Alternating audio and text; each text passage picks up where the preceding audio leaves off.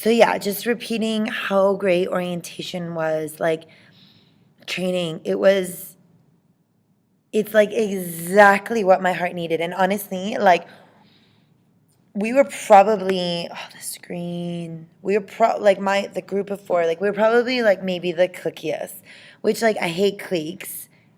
I hate people not belonging, but I love belonging. And everyone did belong. Everyone had belonging. But we were like a tight knit group, and it just my heart felt so nourished. My soul felt so nourished after Winnipeg. It was so beautiful. Also, like I said, there were no cliques. I could sit with anyone at lunch. I could have a break with anyone at lunch. Yeah, they're a lot younger. Yeah, I was obviously not forcing, but maybe not everyone would be people I would choose to be my friends outside of Circle, outside of this program, but got on with them all. And like my heart was so thirsty, my soul was so thirsty, and even when people started kind of have a better mate, like everyone was so welcome. Like it was just the most welcoming experience. And obviously after Winnipeg, like I just so needed that. And Darcy, who was our Indigenous facilitator, this Cree fella. We have another poster. Brett is in the office, and he just made another poster for our meet and greet on Saturday. Yay. Darcy, Indigenous lawyer, just finished his master's. Now he's going on his PhD. He goes to University of Victoria, just like so amazing. Shannon, Scott, Cassie, our coordinators, so amazing.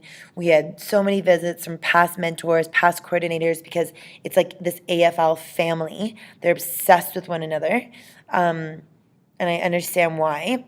There's about 5 past mentors that have returned. And yeah, it was just amazing. Going to bed 11, 12, waking up at 7, wanting to go to the chapel where we were at the camp to put on coffee, so I didn't have to talk to anyone in the morning before coffee. So I would go put on coffee, then I would do yoga in the chapel, and then either go to breakfast or miss breakfast. And yeah, then we have training, we'd have a break. On our breaks, like I said, volleyball, then we'd have lunch, then we'd have a break, and basketball, gymnastics. Then we have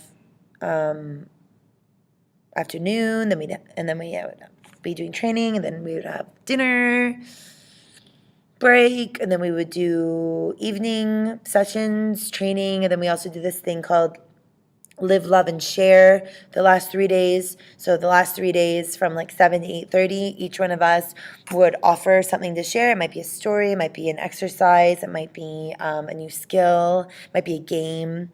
I did a conscious listening technique. So I just got everyone to pair in twos and go off somewhere in the campground and spend 5 minutes each. One person would just talk for 5 minutes about anything light, maybe a lot deeper. Just the other person would just like listen, and not respond, not interject, just be there and listen. And after I would holler, 5 minutes is up, the person would acknowledge, like, thank you for sharing, but nothing else. Allowing that person the safe space to like facilitate their own healing, their own learning, their own wisdom, with just having the power to have someone just listen and be there for you. So then they swapped. So that was mine. And then I think later on that night we did the ecstatic dance. And yeah, it was just darn amazing. And then we went to Edmonton Friday night, Saturday night, Sunday night. Went out with my group of 4. Or even actually on the way back to Edmonton, it's an hour drive. We stopped at Kayla's house, and I fell asleep for an hour, and they all just kind of hung out. We met her dad. Then we continued on to Edmonton. Actually, one day we snuck out. It was like an Oilers game, and because Kayla's from that area, we left and we went to this it was a town called Wildwood, in this like saloon, and we just went in there And there was like 4 people there, and they were just so Albert and pipelines. And we were there for like 45 minutes, and there was like a disco ball and a dance floor, and we were the 4 of us. This is what's magic about us. I've never met a group, a singular group, not just like there's 5 and maybe 4 people are into it, or there's 4 people who are literally can break into song and dance anywhere. So that is the magic of us 4. And like we go there and there's a jukebox and this guy is just playing all this country music and we're doing ecstatic dance. Sober, ecstatic dance to country music. Like that's a really special people that can do that. And there's these disco lights. It's so funny. And yeah, and so then on the Friday we stopped by Kayla's dad's, and then we got into town, went to the West Edmonton Mall, and we went to a place called Bourbon Street. I don't know, it's a street in the mall. This mall's ridiculous. And went to this place, had dinner. The Oilers game was on. Pretended we were all into it. None of us are. And yeah, Saturday did some training. Then got my septum pierced. Love it. And then we went out with some people, out dancing. Again, we all went with a big group, us 4 split off. We're doing ecstatic dance. We found this like live jazz blues bar band. Ecstatic dance. Then the next morning, we actually went to Cassie, the arts coordinator, met us and 2 of my friends because Kayla was visiting family. We went out for brunch, and then Cassie was talking to someone in the restaurant after we ate, and so the 3 of us did ecstatic dance on the street for seriously probably 15 minutes waiting for Cassie because it was really good music from the cafe. So yeah, it's just been so amazing. And then the fact that like we've had visits, like again, people are like literally 12 hours away, and the fact that of course it's not going to be like that for the summer because we do programming at random hours and a lot of night programming with the youth, and our night programming is going to be different than the next communities, and so it's going to be hard to get together. So it's probably not going to happen, but it was just nice it started like that. And actually, Shannon, one of the coordinators, and Cassie stopped by yesterday, our office. So they drove the 2 hours from Edmonton to go to this other community, and they just stopped by to say hi. And I forgot to fill out a form, so Shannon brought it. So it's been so nice. And like I said, like our liaisons, like actually then the first night I got here, Karen, that finance woman who's like our second liaison, like I had their numbers and we've been texting in the day, oh, we're leaving Edmonton. And she's texting me like saying how she won $10,000 on Radio Bingo. And like we're sending photos. We're like, oh my God, whoa. Like sending photos, Brett and I, to her. And we were like texting till the midnight. And so like nice relations with people. Yesterday we had lunch with some of these youth from the alternative school. And then they wanted us to take us on the Goat Lady Trail, this like haunted trail. And then we like walked to one of the Delilah's sister's house. Chatted with her and her daughter Linda for the longest time. And then like I was invited inside the house. Everyone left. I get this tour of this like gorgeous, like beautiful house. Like big highs goodbye.